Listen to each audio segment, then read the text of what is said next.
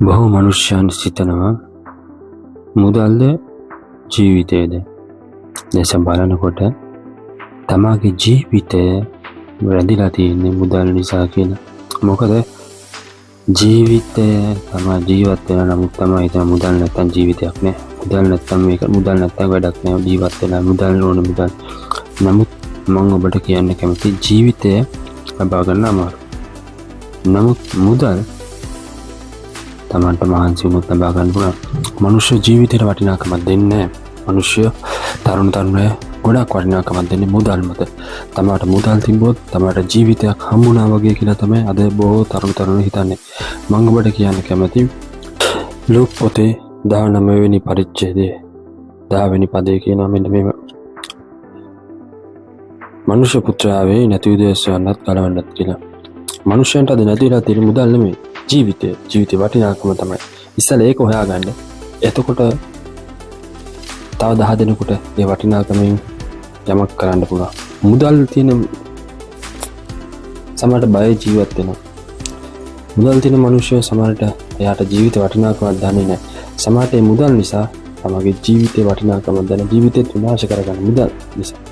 මම ඔබට කියන්නේ මුදල් නෙමෙයි ජීවිතේ. ජීවිතේ වටිනාකම හොයන්න.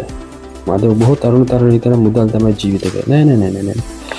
ජීවිතයක් හම්බුනොත් තමයි ඒකේ වටිනාකම දැනුනොත් තමයි මුදල් සොයන්න පටන් ගන්න. නමුත් මුදල් ඉස්සලා හොයාගෙන ජීවිතයක් හොයන්න යන්න එපා. ඒක කවදාකවත් හම්බ වෙන්නේ නැහැ. මොකද මුදල් හොයලා ජීවිතයක් හොයනකොට ජීවිතෙන් භාගයක් ගිහලා ඉවරයි. ජීවිතේ වටිනාකමක් නැහැ. අපමණ ජීවිතේ වටිනාකමක් නැති වෙන්න පුළුවන්. ඒ නිසා මුදල් නෙමෙයි ජීවිතේ.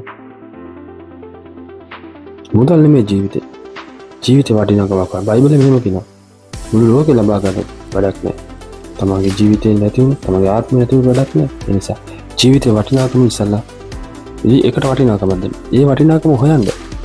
මුදල් නෙමෙයි. මුදල් පසුපස යන්න එපා. මුදල් පසුපස යන්නම එපා. තමගේ ජීවිතය ඊට වඩා වටිනවා. මොකද මේ ලෝකේ හැම දෙයක්ම මුදලට ගන්න පුළුවන්. ජීවිතයක් තමයි මුදලට ගන්න බැරි.